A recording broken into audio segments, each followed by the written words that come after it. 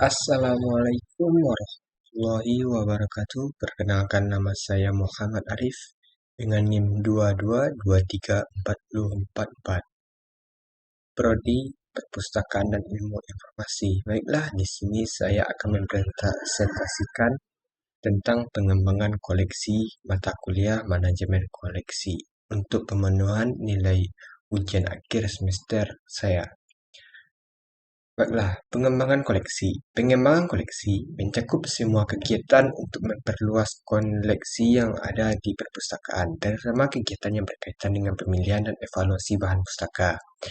Dua, kegiatan ini meliputi berbagai aktivitas seperti penyusunan kebijaksanaan, penetapan prosedur, seleksi, pengadaan koleksi, serta evaluasi yang biasanya tertuang dalam program pengembangan koleksi suatu perpustakaan. Pendekatan dalam pengembangan koleksi. Mana yang lebih ditekankan? Satu, pendidikan atau rekreasi. Dua, kualitas atau permintaan pemakaian. Tiga, kualitas atau kuantitas. Empat, kebutuhan pemakai atau non-pemakai. Aliran pengembangan koleksi. Satu, paham idealisme. Paham ini tumbuh dan berkembang pada masyarakat yang telah mau jalan di pikirannya, mendorong terciptanya masyarakat ilmiah dan maju. Buku-buku berkualitas menjadi pilihan, tetapi tetap memperhatikan needs, interest, dan selera pemakai. Tujuan akhir adalah terciptanya koleksi lengkap, tepat, berkualitas tinggi. Paham realisme mendasar pemilihan koleksi pada kebutuhan masyarakat yang dilayani saja, sedangkan kualitas dipandang sebagai faktor sekunder. Biasanya tumbuh pada masyarakat yang tingkat pendidikannya belum maju, minat baca belum berkembang. Tujuan paham ini adalah perbinanya koleksi sesuai dengan realitas tuntunan pemakai. Tiga, paham kompromisme.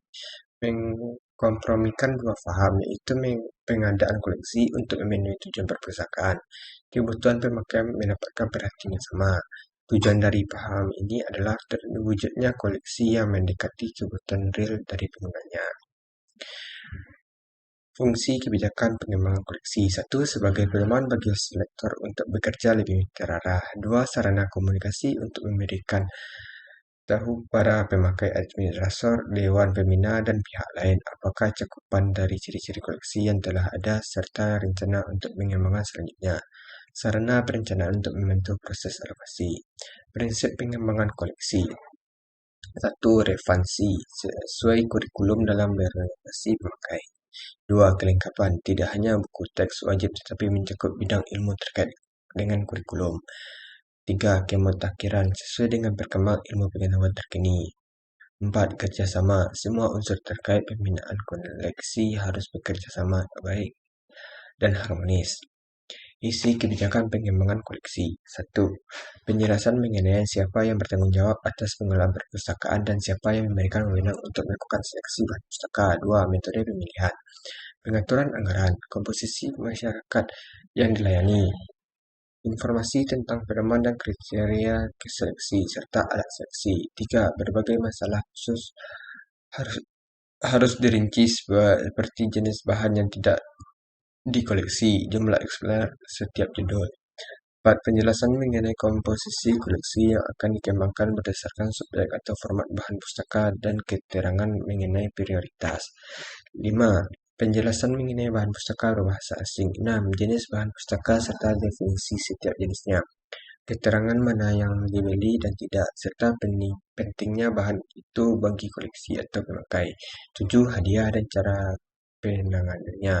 8. Pinjaman antar perpustakaan jaringan dengan kerjasama dan bentuk kerjasama lain yang berpengaruh pada pengembangan koleksi. 9. Kriteria dan tata cara penyiangan. 9. Kriteria dan tata cara penyiangan. 10. Sikap perpustakaan terhadap sensor dan masalah lain yang berkaitan dengan intellectual freedom. Baiklah, hanya sekian yang dapat saya sampaikan. Saya sudahi dengan Assalamualaikum warahmatullahi wabarakatuh.